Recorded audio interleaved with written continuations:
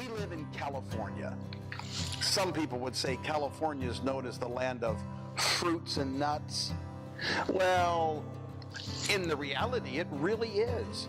We have orchards all over the state of California. Some people think California has nothing but people.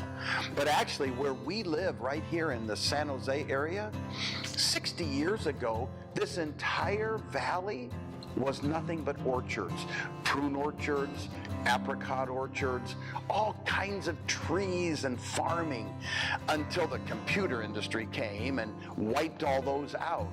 But if you move away from San Jose by 20 or 30 miles or go over into the Central Valley of California, you see a lot of trees.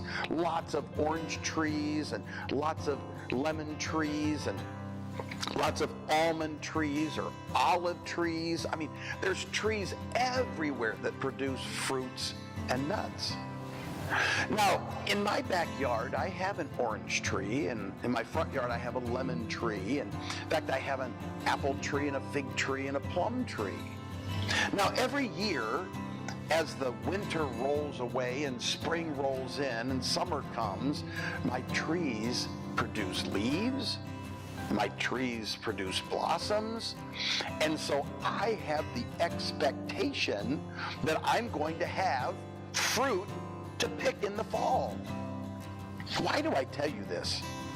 Because as Jesus was coming back into Jerusalem the second day of the week of his final week, he passed a fig tree.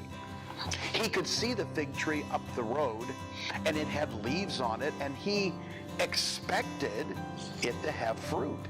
He expected it to have figs. But when he got to the fig tree, oh, there were leaves, and it sure looked like it had fruit on it, but it had nothing, and so Jesus cursed the fig tree.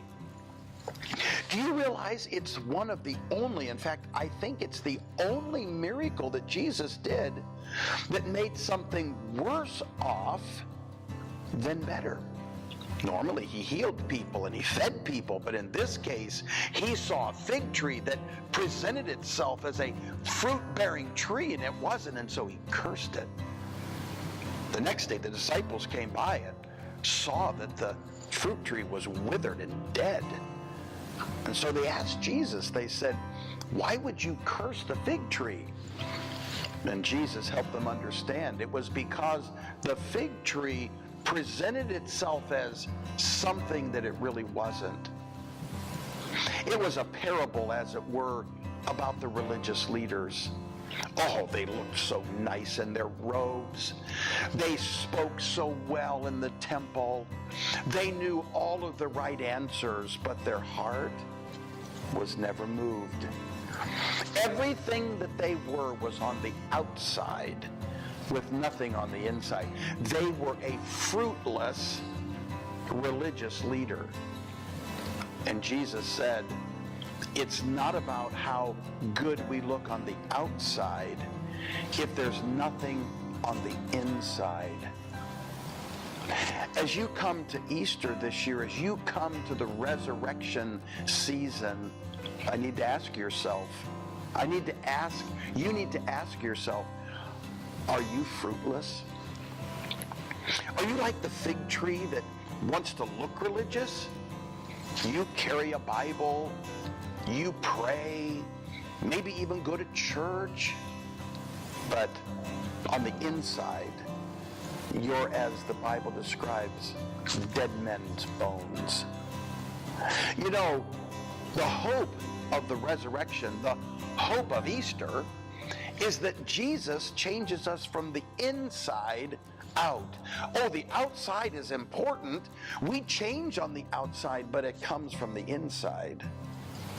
If all we do is put on religious trappings, then we're like the fig tree that looked like it had fruit, but it didn't. Today, I need you to realize that Jesus is coming again. And when he comes, he isn't going to take the fruit trees with no fruit on it. He isn't going to take the person who has the name of Christian without having been changed on the inside. The only people he'll take are his children.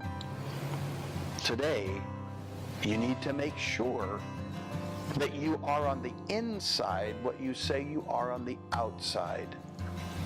Don't come to the end of life and hear Jesus say, "Depart from me, I never knew you."